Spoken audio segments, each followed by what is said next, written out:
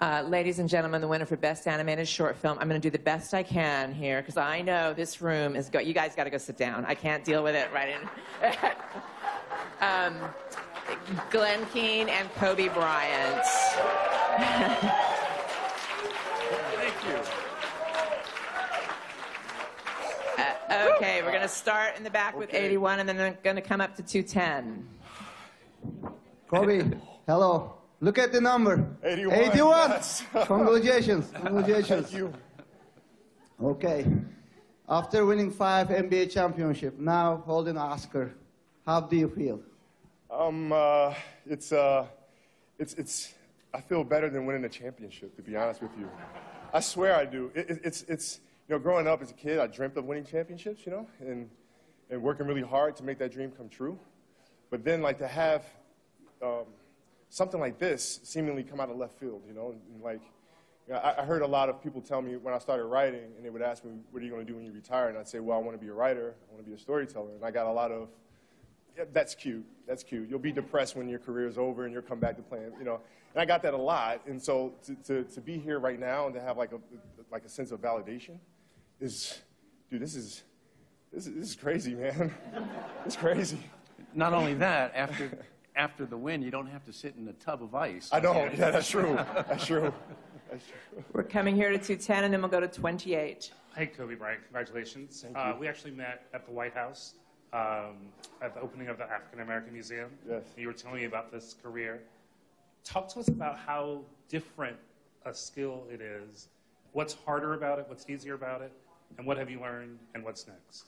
Well, I think the hardest part about it is, you know, in playing basketball, the hardest thing to do is to get out of the way of yourself, right? Try to disassociate, you know, any sense of ego that you have to be able to perform.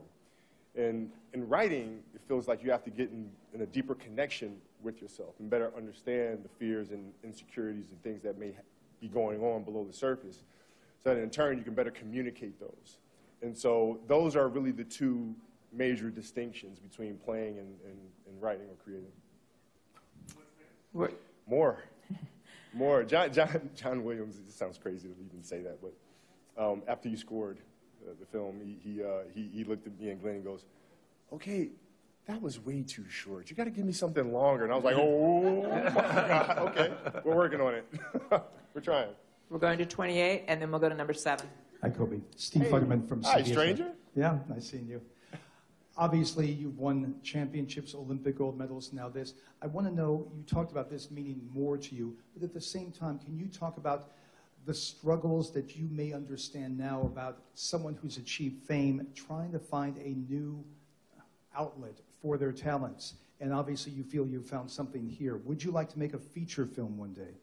Yeah, we've actually been hard at work over the last 2 years focusing on novels.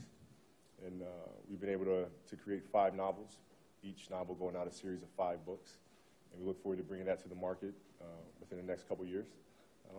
But, you know, the hardest thing for athletes to do is when you start over, you really have to quiet the ego. And you have to begin again. You have to be a learner all over again. You have to learn the basics of things. And, you know, that's really the hardest part. So my advice to athletes is, first and foremost, find a thing that you love to do. Right? You know, I wake up in the morning, I can't wait to write. I can't wait to get to the studio, you know. And so when you find a thing that you love to do, then everything else tends to make sense. We're going to 7, and then we'll come down here to 276. Kobe, congratulations. Thank you. Steve Gregory with iHeart KLAC. I wanted to ask you about how much of this project put you out of your comfort zone, and what was it like working with John Williams? All of it put me out of my comfort zone. My daughter gave me the best piece of advice. I was a little worried about turning this into a film. I'd never done something like that before. And we were in a house, and we were talking about it as a family. And my little 11-year-old Gianna goes, well, Dad, you always tell us to go after our dreams, so man up. She's 11.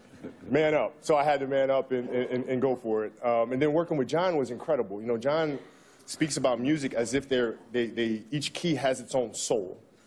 And it was amazing to sit with John and to sit with Glenn throughout this entire process and hear the same attention to detail that we each have for our craft.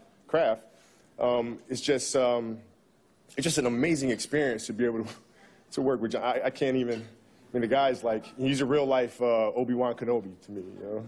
John had written this score. You know, he's like 85 years old, and wrote the whole thing out by hand in pencil, just like the film itself has been pencil. He's an old school craftsman, and with 80 instruments, he wrote that.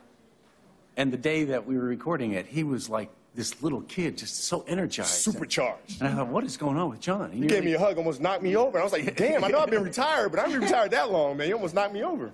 And he stood up in front of the orchestra, and Kobe and I sat there. And I suddenly realized he's never heard the music. He's just been hearing it in his head, and he wrote it, and with 80 instruments and recording it.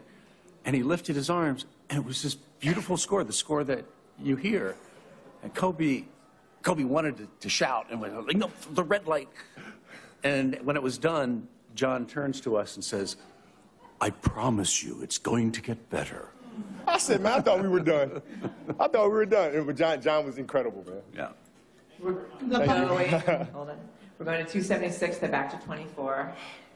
Lopakizo Sandoval, New York Amsterdam News, down here. Oh. Okay. I saw this at the Tribeca Film Festival under EGOT winner Whoopi Goldberg shorts. It was impressive and amazing. Thank you.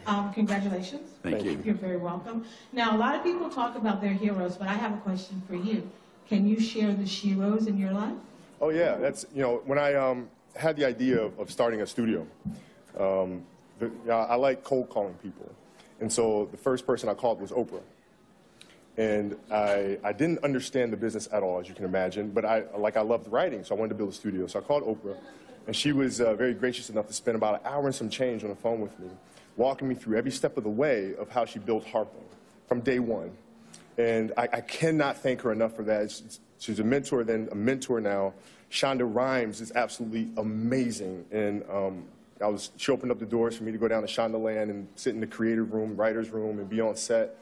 And so when you have mentors like that in your life, you know, everything tends to work itself out. You just continue to learn from the best of the best of the best. So those are two. Yeah.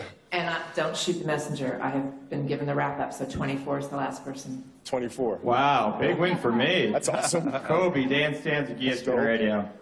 You referenced the shut up and dribble comments in your acceptance speech. Why did you do that, and what do you think of LeBron's approach to handling politics and discussing them, which is so different from your hero Michael Jordan's approach? Well, man, I think everybody must approach things as if, you know, from their position of whatever's comfortable for them. I think for us, not just as athletes, but as just people in general, we have the ability to speak up for what it is that we believe in, whether you're a professional athlete or not, whether you're an actor or not. You still have the ability to speak up for what it is that you believe in, and as well as people have the right to criticize that. I mean, this is the democracy that we live in. That's what makes America beautiful. So, Thank you so much. Thank you. Congratulations. Thank you very much.